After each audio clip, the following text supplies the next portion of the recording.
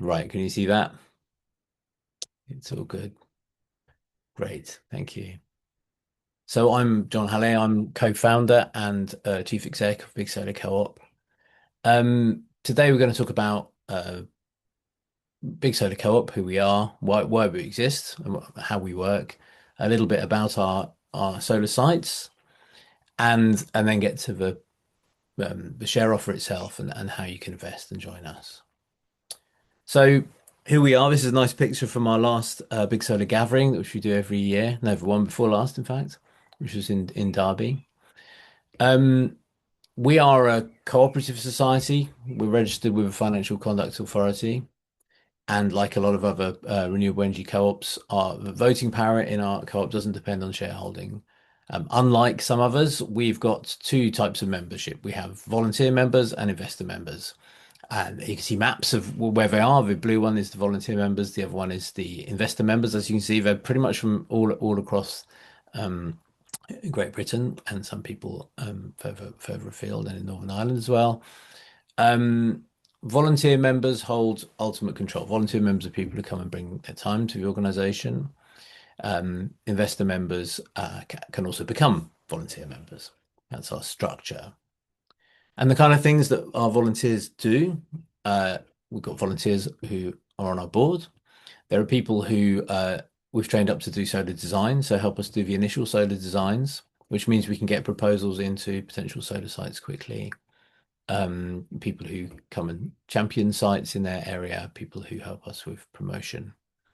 And to give you an idea of the sort of things our volunteers do, um, this is a week I spent with this guy Theo, who's just finished his GCSEs, and we decided to sort of take him through our system. So day one, he did some design on a local sports centre. And the next day we got that design a little bit better. We did a financial model with him on the Wednesday. He presented it on the Thursday to the managing director of the leisure centre. On Friday, he put forward a board paper to their board. So that's the kind of progress we can make when somebody knows the site very well. If they plays hockey there, they can go and propose solar. And in that case, we haven't actually built it, but potentially get it built. So we have a board elected from our membership. We have a staff team, of whom Noel and I are here today. And we've got lots and lots of partners. So we work with lots of installation organizations, with legal provision, marketing, etc. The question we exist to answer, really, in fundament, is this one, a sort of common sense question. And really, I was, this came out of, to some extent, me having this conversation with too many people. Why hasn't every big roof got solar? So going through communities, going through places on the train, looking down, you can just see all these huge roofs, and everybody's saying, "Well, why can't we just put solar on them all?" And I sort of shared their question, and I guess to some extent, Big Solar Co-op is our attempt to answer that, but also make it happen. Going out a bit, I mean, if you look at the UK figures, these are figures to the end of 2025 for deployment in the UK. You can see, yeah, big story here. Coal has come off our generation completely. And another nice story here, the rise of wind power. This is all great. Um, Only as we solar there, this little yellow line. It's good. It's going up, but you can see that it's not really pulling up stumps here. It's not going wild yet. And if you break down that deployment into using government figures here into different scales, you can really see some contrasts.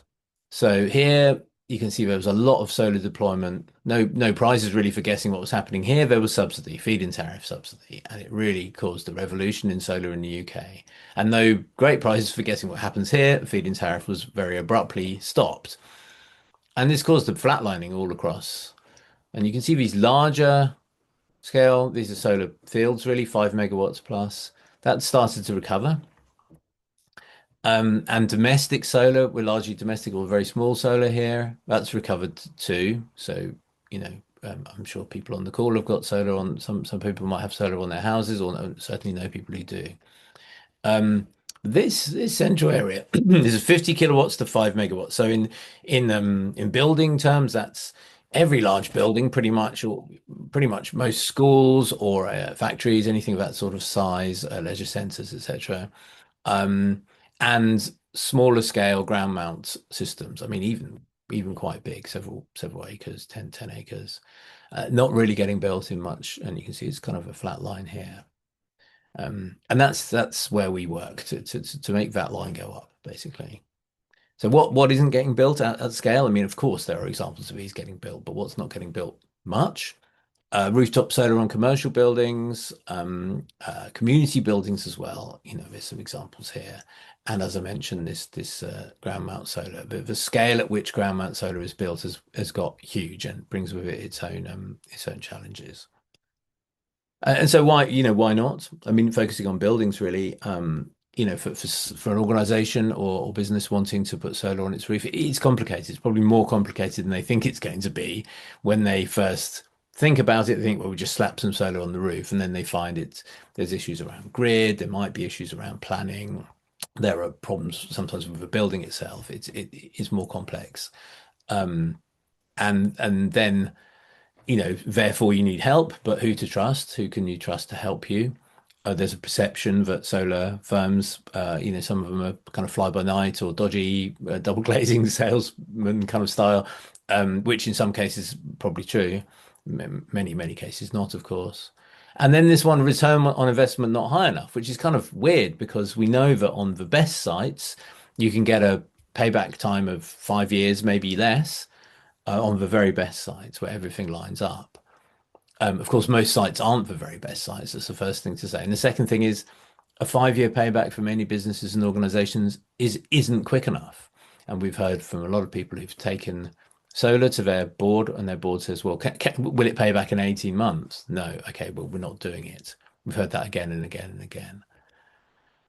So just to summarize what we actually do, we own solar PV. We build solar PV in other people's buildings. We sell them the electricity generated by the solar. Anything that's surplus goes to the grid, and they get a low price and agreement, a 30-year long-term agreement for cheap electricity, basically cheap low carbon electricity from our solar on their roof.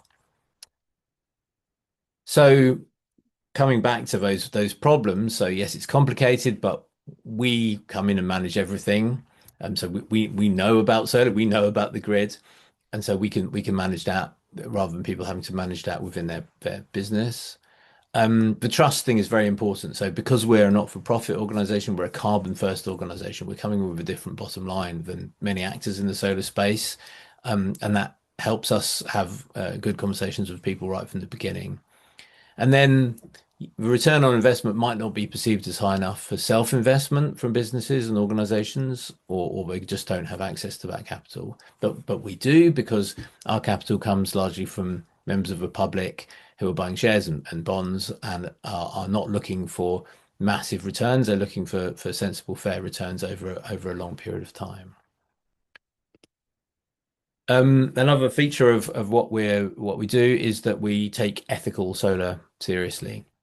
Anybody's interested in this issue should read, or if they haven't already, this report from 2019 in Broad Daylight, where they really blew open these researchers from Sheffield Hallam University blew open the whole thing about human rights abuses in the solar supply chain.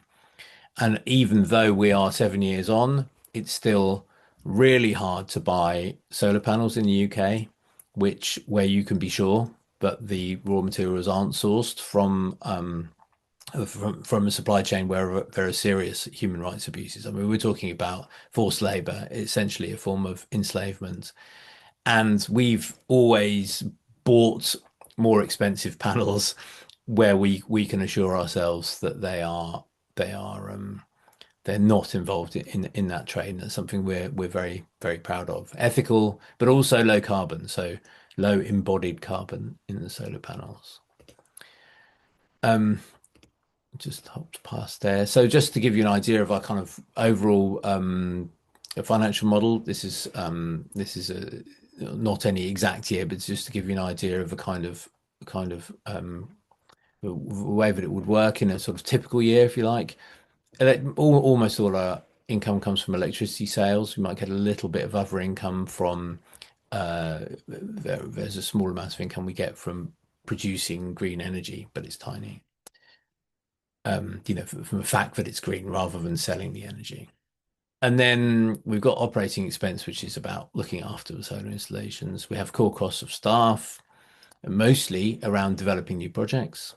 There's depreciation, a risk factor. So we build in a risk factor on the basis that when you're putting solar on roofs, sometimes the person uh, who owns the roof needs to repair it or might change their business model. So there's a risk for us. So we put that in our financial model.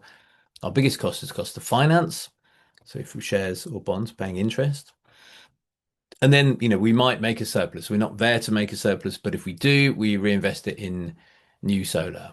And what that means in practical terms is if there are um, small projects which are marginal for us, very often community projects, community buildings, we can do them if we have a surplus.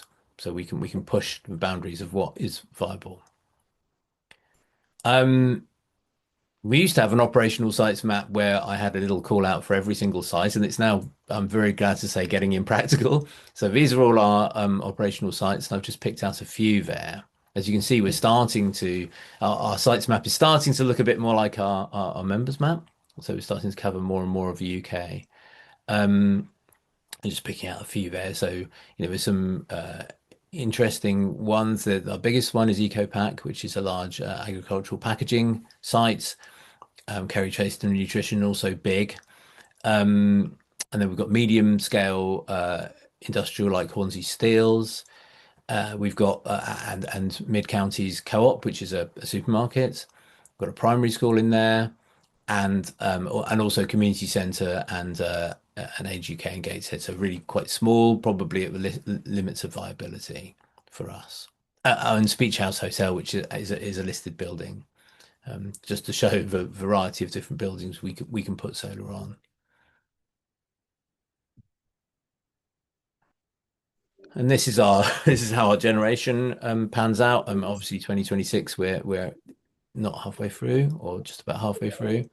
Um, you can see generation rising over time, and also each color is a different installation. So you can see the number of installations adding over time as well as we go. Our monitoring system allows us to kind of look in detail at what happens on a given site. This is actually Twigs in Matlock in Derbyshire. And at the time that I took this screenshot, we were generating 40 kilowatts. 17 of those were going straight into the building and 24 out to the grid. And you can see how that pans out over a day. So overnight, they're using a little bit of power. It's coming from the grid. In the morning, the sun comes up. We're producing all their power. Then they come in and switch everything on. They're back on the grid. But as the sun continues to rise, we're on that particular day covering pretty much all of their usage here. There's tiny, tiny little excursions into using a tiny bit of grid power there. If you can see those tiny little grey lines. And if you're interested on our website, you'll see a little counter up the top, which is live real data and a page. If you click on that, you get to this page showing what's going on across all our installations. Just to show you a few pictures of some of them, Hornsey Steels, which I mentioned, they make metal things. In fact, they made this roof and then we put solar on it, which I think looks pretty good. Not far from there, Shropshire Hills Discovery Centre in Shropshire, a really lovely kind of yin yang grass roof where we've put solar, which in a way that's compatible with a roof, it won't kill the roof. So a really nice, pretty one. And then some kind of less pretty ones in a way, these Mid Counties Co-op projects where we've worked with them to put solar on a number of supermarkets. And these are great. I like these because, these are kind of fairly everyday buildings that we're all familiar with. And yet, in 2025, 2026, they all still didn't have solar. So